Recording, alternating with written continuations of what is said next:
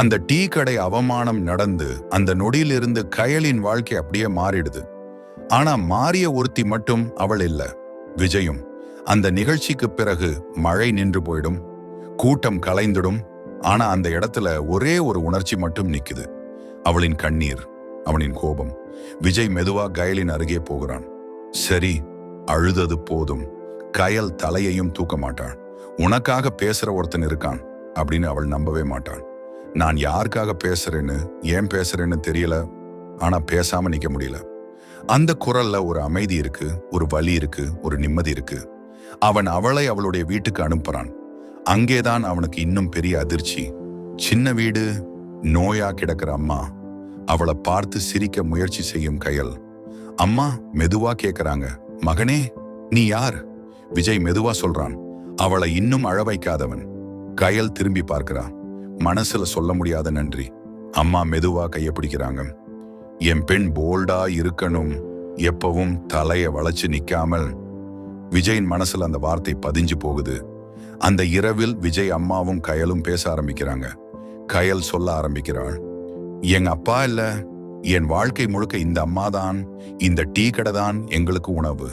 அவர் அந்த லேண்ட்லார்ட். அவள் வார்த்தையை விழுங்குறா. நான் ஒரு பெண், அதனாலதான் அந்த அளவுக்கு துணிந்து பேசுறாரு. அந்த நாள் நீ இல்லைன்னால். அவள் வாக்கியமே முடிக்க முடியல. விஜய் அமைதியா கேட்கிறான். அதோட அவன் மனசு கொதிக்குது. அடுத்த நாள் விஜய் வீட்டுக்கு போறான். அவனோட அப்பா பெரிய மீட்டிங். படிக்கட்டில் நிக்கிற அவனுக்கு அப்பா பேசுற ஒவ்வொரு வார்த்தையும் கேட்கறது. இந்த டீ கடை இடம் தேவையில்லை, மால் கட்டணும். பீப்புள் சென்டிமெண்டல் ஆகினா கூட நிக்காதீங்க, லைஃப்ல லாபம் தான் முக்கியம். அந்த நொடி விஜய் அதிர்ச்சி. அந்த டீ கடை இடிக்கிற திட்டத்துக்கும் அந்த லேண்ட்லார்டுன்னு அவமானம் பண்ற ஆளுக்கும் அவனோட அப்பாவுக்கும் நேரடி சம்பந்தம். அவனோட கையில இரத்தம் கொதிக்குது. அவன் உள்ளுக்குள்ள சொல்லுறான், கயல் அழுததுக்கு காரணம் வெளி உலகம்னு தோணுச்சு, ஆனா இல்ல, காரணம் என் வீடு. அவன் கயலிடமெல்லாம் சொல்லுறான். கயல் ரொம்ப நொடிச்சு போகிறா. நீங்க அப்பாவால தான் என் வாழ்க்கை இப்படி ஆயிருச்சா? அந்த கேள்வி விஜய குத்துது. ஆனா விஜய் தப்பிக்க மாட்டான். ஆம், ஆனா இப்ப அப்படியே இருக்காது. கயல் அழுறா. ஆனா இந்த தடவை அவள் தனியா இல்ல. அவளோட கண்கள்ல நம்பிக்கை இருக்குது. கடையடிக்க புல்டோசர் வருது, கூட்டம் கூடுது. கயல் அழுறா. அம்மா பயப்படுறாங்க. அந்த நேரம் ஒரு சத்தம், நிக்குங்க. அந்த குரல் விஜய். அவன் புல்டோசர் முன்னாடி நின்னு விடுகிறான். அவன் அப்பா அங்க வர்றார். Full family, crowd, emotion. அந்த இடம் கோலு கோலு. அப்பா கத்துறார், விஜய் பக்கமா அல்ல நம்ம பக்கமா? விஜய் ஒன்றும் யோசிக்க மாட்டான். அவன் கயல் பக்கம் நின்னு விடுறான். ஒரு பெண்ணின் கண்ணீர் எத்தனை பணத்துல வாங்க முடியும்னு சொல்லுங்க அப்பா. அதுக்கு விலை இருந்தா சொல்லுங்க, இந்த கடையடிங்க. கூட்டம் கைத்தட்டி கத்துறது. அப்பா கோபம், இதுக்கு நீ காரணம் விஜய். விஜய் சிரிக்காம, ஆம் நான் காரணம். மனிதத்தன்மை காப்பாத்தினதுக்கு நான் காரணம். கயல் அழுறா. ஆனா இந்த தடவை அது நன்றி கண்ணீர். அப்பா சைலண்ட். நிமிஷமா அவர் மனசு சாஃப்ட் ஆகுது. ஓரமாக திரும்பி போறாங்க. அந்த நாளிலிருந்து டீ கடை காப்பாற்றப்படுகிறது.